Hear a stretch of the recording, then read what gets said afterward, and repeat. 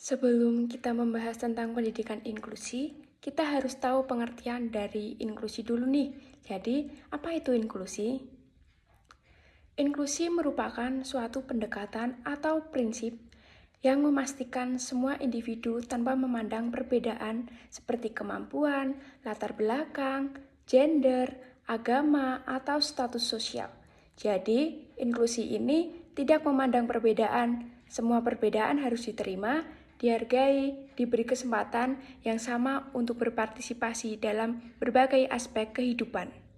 Nah, sekarang ayo kita masuk pada pendidikan inklusi. Ada yang tahu nggak pendidikan inklusi itu apa?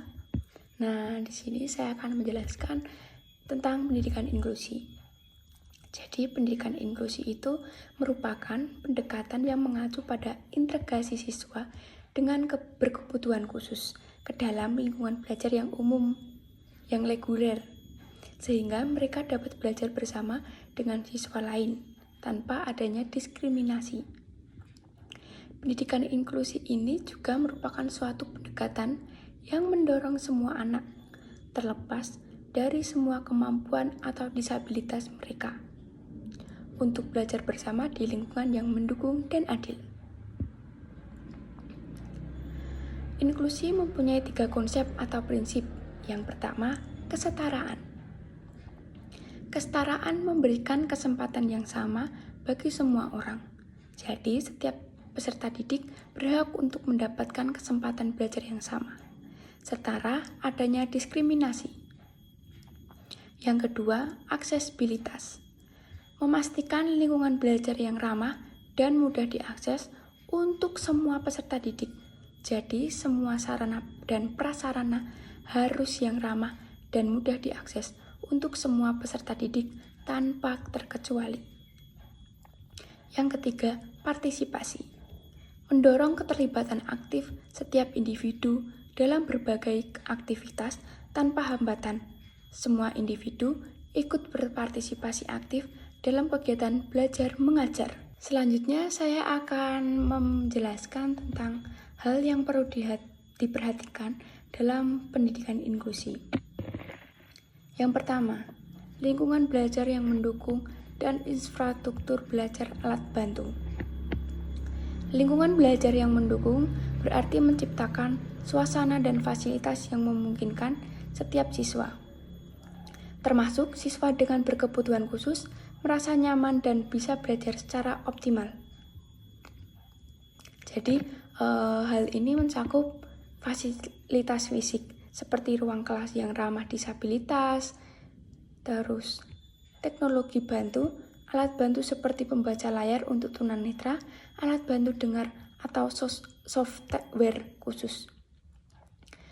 Yang terakhir, metode pembelajaran guru, seperti menggunakan strategi belajar yang variatif dan fleksibel untuk memenuhi kebutuhan siswa yang berbeda-beda.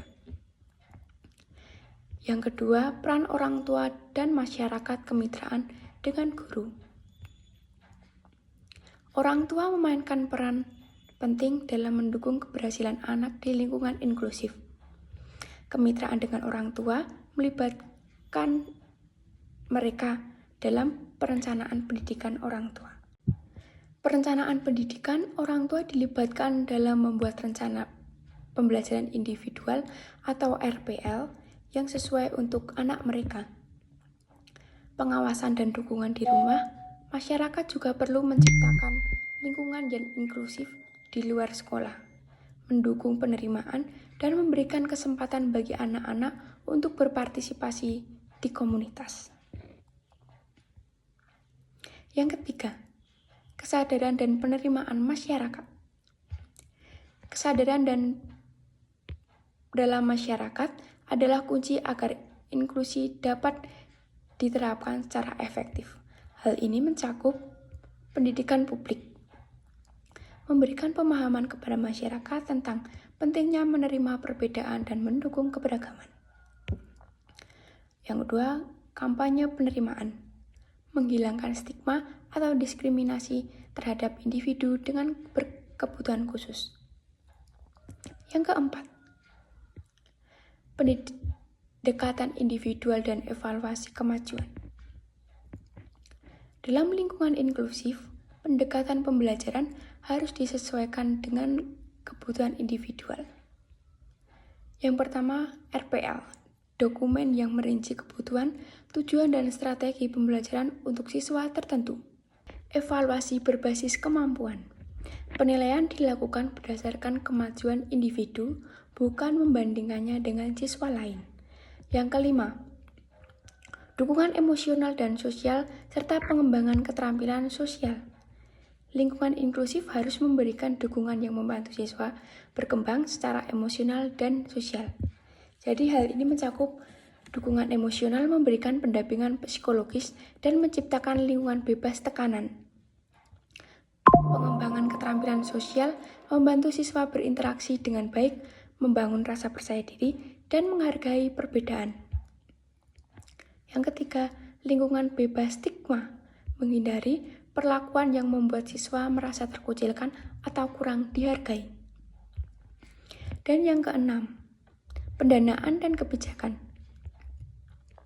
Dukungan inklusi membutuhkan kebijakan yang kuat dan alokasi dana yang memadai. Hal ini mencakup anggaran pendidikan inklusif, menyediakan sumber daya untuk pelatihan guru, alat bantu, dan infrastruktur. Kebijakan inklusif, regulasi yang memastikan semua sekolah mengikuti prinsip-prinsip inklusi. Yang ketujuh, kesadaran akan keberagaman kebutuhan. Kesadaran tentang keberagaman kebutuhan berarti memahami bahwa setiap siswa unik dan memiliki kebutuhan belajar yang berbeda. Guru dan masyarakat juga harus menyesuaikan pendekatan. Tidak semua siswa belajar dengan cara yang sama, ada yang memerlukan bantuan tambahan atau metode alternatif. Menghormati perbedaan, kesadaran ini membantu menciptakan lingkungan yang lebih empatik dan inklusif. Jadi, poin-poin ini saling berkaitan untuk memastikan bahwa inklusi tidak hanya terjadi di atas kertas, tetapi benar-benar diterapkan dan dipraktikkan dalam kegiatan di kehidupan sehari-hari. Oke, di sini kita akan membahas tentang kultur inklusi atau budaya inklusi. Membangun kultur inklusi di sekolah reguler membutuhkan komitmen dan usaha serta seluruh komunitas sekolah termasuk guru, siswa, dan orang tua. Kultur inklusi tidak hanya mencakup siswa dengan berkebutuhan khusus, tetapi juga memastikan bahwa semua siswa tidak memandang latar belakang, disabilitas, kemampuan, atau kondisi sosial ekonomi dapat belajar dan berkembang bersama di dalam kelas itu. Menciptakan lingkungan yang inklusif. 1. Peningkatan kesadaran dan pemahaman tentang pemahaman inklusif, seperti edukasi tentang inklusif dan pendidikan anti-diskriminasi. Yang kedua, kepemimpinan sekolah yang mendukung inklusi. Komitmen kepemimpinan sekolah, pendekatan inklusi dalam kebijakan. Yang ketiga, pelatihan dan pengembangan guru. Pelatihan guru tentang pembelajaran inklusif berkolaborasi dengan guru pembimbing khusus. Yang keempat, pengembangan lingkungan belajar yang aksibel dan aman. Infrastruktur yang ramah bagi semua siswa, lingkungan dan bebas bullying. Yang kelima, membangun interaksi sosial yang positif. Program support dukungan sebaya, kegiatan ekstrakurikuler yang inklusif. Yang keenam, keterlibatan orang tua dan komunitas. Kemitraan dengan orang tua berkolaborasi dengan organisasi komunitas. Yang ketujuh, penggunaan teknologi untuk mendukung inklusi. Teknologi pembelajaran yang fleksibel. Yang kedelapan, pengembangan kurikulum inklusif. Kurikulum yang fleksibel dan diferensiasi materi yang mencerminkan keberagaman. Yang kesembilan, evaluasi dan pemantauan terus-menerus. Dan yang terakhir, menciptakan budaya penghargaan terhadap perbedaan. Selanjutnya, kita akan membahas kunci sukses pendidikan inklusi. Yang pertama, membangun iklim atau atmosfer ramah PDBK. Sekolah harus menciptakan suasana yang inklusif dan suportif sehingga PDPK merasa dihargai, diterima, dan memiliki kesempatan yang sama. Iklim ini melibatkan pengembangan sikap positif dari guru dan siswa lainnya, serta orang tua terhadap keberagaman dan keberadaan PDPK. Contohnya yaitu mengajarkan nilai-nilai empati kepada siswa, membangun dan menciptakan ruang aman, dan melatih guru untuk menghadapi tantangan dalam pengelolaan kelas inklusif. Yang kedua, memahami peta kebutuhan khusus PDPK melalui asesmen. Setiap PDPK memiliki kebutuhan yang unik. Asesmen bertujuan untuk mengidentifikasi kebutuhan akademik, sosial, emosional, dan fisik PDPK guna merancang strategi pembelajaran yang sesuai. Contohnya melakukan asesmen awal seperti tes diagnostik, observasi perilaku, atau wawancara dengan orang tua dan ahli terkait. Yang ketiga, merancang kurikulum pembelajaran secara fleksibel. Kurikulum dalam pendidikan inklusif harus menyesuaikan kebutuhan dan kemampuan PDPK tanpa mengabaikan standar pendidikan yang berlaku. Hal ini melibatkan modifikasi materi, metode, dan evaluasi pembelajaran. Contohnya yaitu memberikan materi dalam bentuk visual untuk siswa tunarungu atau menyediakan alat bantu belajar bagi siswa tunanetra. Yang keempat, menyiapkan sumber daya. Sumber daya meliputi tenaga pendidikan yang kompeten, fasilitas fisik yang ramah PDPK, serta alat dan teknologi pembantu dan pendukung pendidikan. Contohnya menyediakan guru pendampingan khusus, aksesibilitas bagi pengguna kursi roda, atau perangkat teknologi seperti komputer dengan software pembaca layar. Membagi tugas dan peran tenaga kependidikan.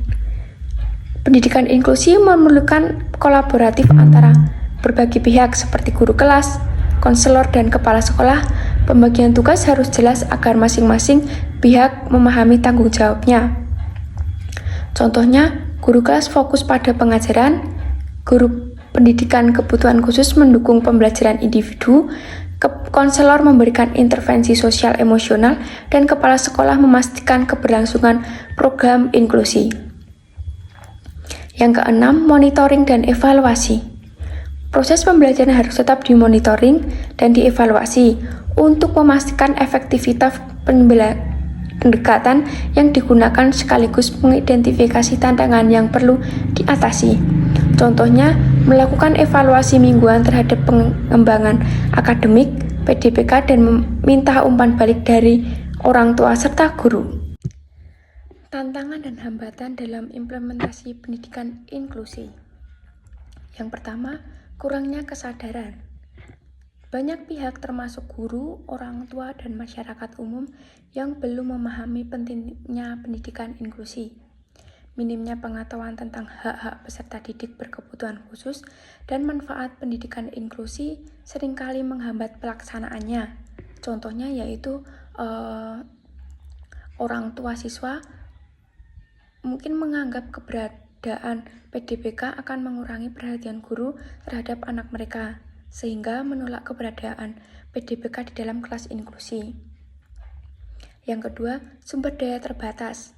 Pendidikan inklusi memerlukan alokasi sumber daya yang memadai, baik dalam hal anggaran, waktu, maupun tenaga. Namun, banyak sekolah yang kekurangan anggaran untuk mendukung pengadaan alat bantu belajar, pelatihan guru, atau penyesuaian kurikulum. Jadi, contohnya itu seperti sekolah tidak memiliki dana untuk menyediakan alat bantu dengar atau perangkat teknologi lainnya untuk mendukung pendidikan PDPK. Yang ketiga, kurangnya fasilitas dan tenaga pendidikan yang terlatih. Pendidikan inklusi membutuhkan fasilitas yang ramah disabilitas seperti aksesibilitas fisik, ada jalan landai, lift, terus toilet khusus, dan tenaga pendidik yang memiliki keahlian khusus untuk menangani PDPK. Namun jumlah guru pendamping khusus dan guru terlatih seringkali tidak memadai atau masih sangat minim. Contohnya yaitu guru kelas tidak memiliki keterampilan untuk mengelola siswa dengan spektrum autisme atau tunarungu, sehingga kesenjangan belajar terjadi. Dan yang terakhir, stigma dan diskriminasi. PDBK seringkali menghadapi stigma dan diskriminasi baik dari teman sebaya, guru, maupun masyarakat. Stigma ini menyebabkan PDBK merasa tidak diterima dan sulit untuk berkembang secara optimal. Contohnya, siswa PDBK dijauhi oleh teman sekelas karena dianggap berbeda, atau bahkan mendapatkan perilaku yang tidak adil dari guru karena dipandang merepotkan. Nah, jadi dari kekurangan di atas ada beberapa solusi untuk hambatan-hambatan. Yang pertama, kampanye kesadaran tentang pendidikan inklusif. Yang kedua, pengalokasian anggaran yang memadai dari pemerintah atau lembaga terkait. Yang ketiga, pelatihan rutin bagi guru dan staf sekolah. Dan yang keempat, penerapan kebijakan anti-diskriminasi serta penguatan nilai-nilai empati di lingkungan sekolah dan masyarakat. Implementasi pendidikan inklusi yang efektif membutuhkan kolaborasi antara pemerintah, sekolah, dan masyarakat untuk mengatasi tantangan ini secara bersama-sama. Peran guru dalam pendidikan inklusi. Yang pertama, pemahaman mendalam. Guru dalam pendidikan inklusi harus memiliki pemahaman mendalam tentang kebutuhan dan karakteristik peserta didik berkebutuhan khusus. Hal ini mencakup pengetahuan tentang jenis-jenis kebutuhan khusus, cara mengidentifikasi potensi dan hambatan belajar, serta strategi untuk menciptakan lingkungan yang mendukung. Contohnya, guru memahami kebutuhan seorang siswa dengan spektrum autisme seperti rutinitas yang konsisten atau lingkungan belajar yang bebas gangguan sensorik. Yang kedua, pengembangan strategi. Guru bertanggung jawab untuk mengembangkan strategi pembelajaran yang inklusif, kreatif, dan fleksibel agar sesuai dengan kebutuhan semua siswa, termasuk PDBK. Strategi ini dapat mencakup modifikasi kurikulum, metode pengajaran yang variasi, serta penggunaan alat bantu. Contohnya menggunakan metode visual untuk siswa tunarungu atau memberikan waktu tambahan untuk siswa yang dengan kesulitan belajar dalam menyelesaikan tugas. Yang ketiga, guru kolaborasi. Guru perlu berkolaborasi dengan berbagai pihak, seperti guru pendampingan khusus, orang tua, konselor, serta tenaga ahli lainnya, untuk memastikan bahwa kebutuhan PDBK terpenuhi. Kolaborasi ini juga mencakup komunikasi aktif dengan siswa umum agar tercipta lingkungan yang saling mendukung.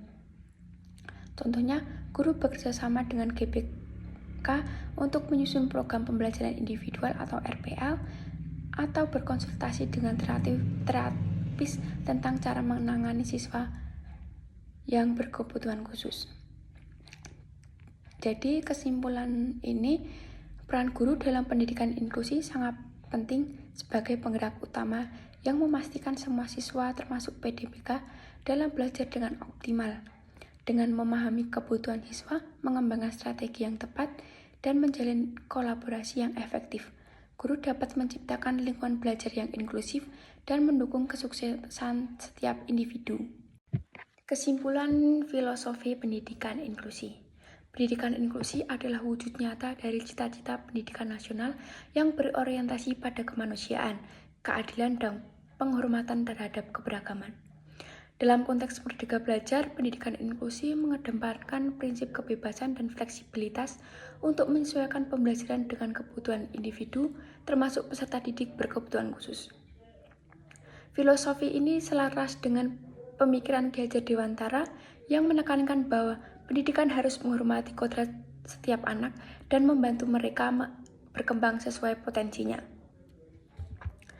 Pendidikan inklusi menjadi landasan penting untuk mencetak manusia Indonesia yang toleran, menghargai keberagaman, ramah, dan multikultural.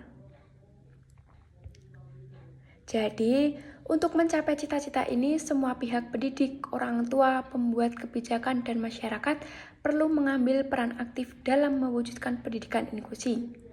Merdeka Belajar memberikan ruang dan peluang besar bagi sekolah untuk menciptakan sistem yang memberikan akses pendidikan yang adil dan setara bagi semua anak, menciptakan lingkungan pembelajaran yang inklusif ramah dan mendukung perkembangan karakter, menciptakan generasi yang tidak hanya unggul serta akademik tetapi juga memiliki karakter yang menghormati keberagaman dan bertindak sesuai nilai-nilai Pancasila.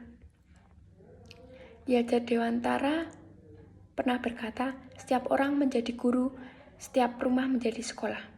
Marilah kita bersama-sama menjadikan pendidikan inklusi sebagai jalan untuk mencetak generasi Indonesia yang berkarakter, tangguh, dan mampu hidup dalam harmoni di tengah keberagaman. Dengan memperpraktikkan inklusi, kita tidak hanya mendidik anak-anak yang toleran dan berkarakter, tetapi juga membangun bangsa yang lebih harmonis dan adil. Jadi sekian video pendidikan inklusi yang dapat saya berikan. Semoga bermanfaat. Sekian dan terima kasih.